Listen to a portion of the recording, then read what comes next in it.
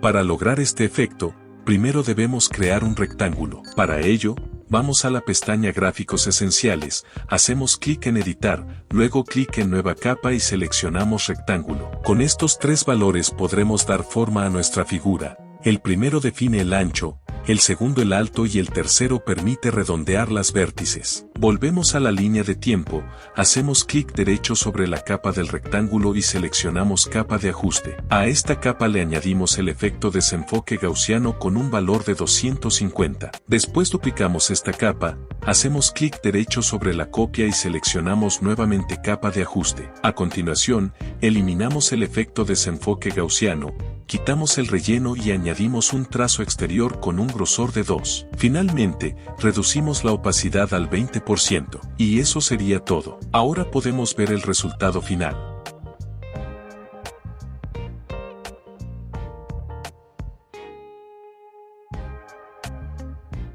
Dale me gusta y suscríbete, deja tus dudas y comparte.